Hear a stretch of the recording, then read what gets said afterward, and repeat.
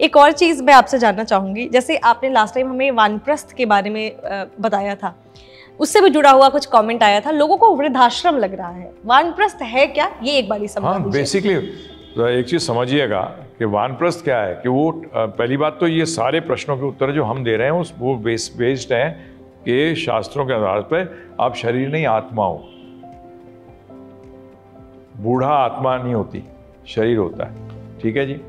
तो वानप्रस्थ क्या है, 50 साल की उम्र के अंदर पति और पत्नी अपने आप को पूरी तरीके से उस संबंध को जो आप अर्थात आत्मा जो भूल गई है अपने भगवान के साथ, उसमें पूरी तरह से लगा सके।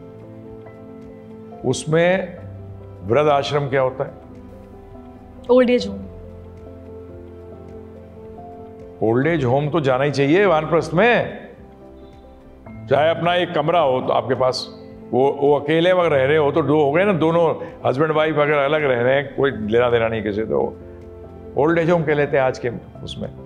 परंतु उसमें वानप्रस्थ के अंदर, और सन्यास जिसकी बात करते हैं, सन्यास is 24 hours engaged in service of Krishna.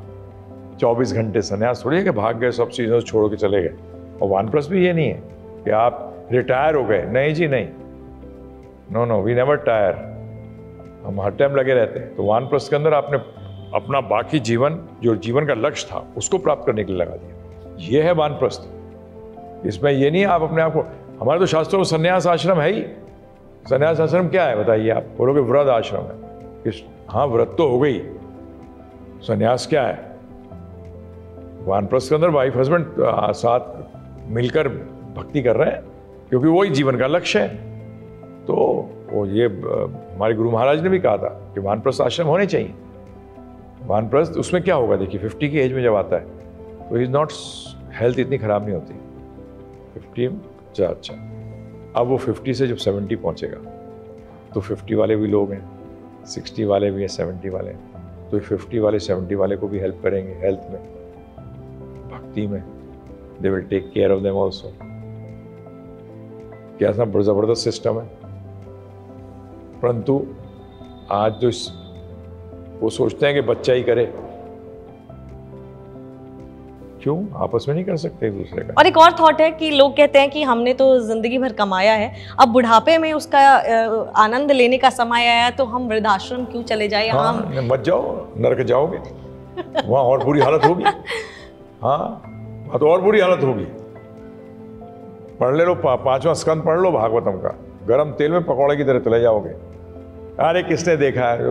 मत देखा, मत मान, देख लियो जाके भाई खुद ही, ये तो फैक्ट है। देखा किसने है, मतलब जैसे हम कई बार कहते हैं कि आप ग्रेनेड का बोले, मैं तो कभी नहीं देखा कि पिन निकाल के फट जाता है, मैं तो अपने हाथ में रखूंगा, ग्रेनेड रख ले, फिर बताने लायक ही नहीं रहेगा। जैसे पोटेशियम साइनाइड है, जीवा पर रखते गए, बोलता है नहीं मैं देखूंगा गया कि नहीं गया, मुझे क्या पता इसने पोटेशियम साइनाइड लिया था, उसने लगाया मुंह पे, गया, बताने लायक भी नहीं रहा। तो ये सब फैक्ट्स हैं। तो पहली बात तो ना, रीबर्थ के ऊपर थोड़ा सा वो करिए,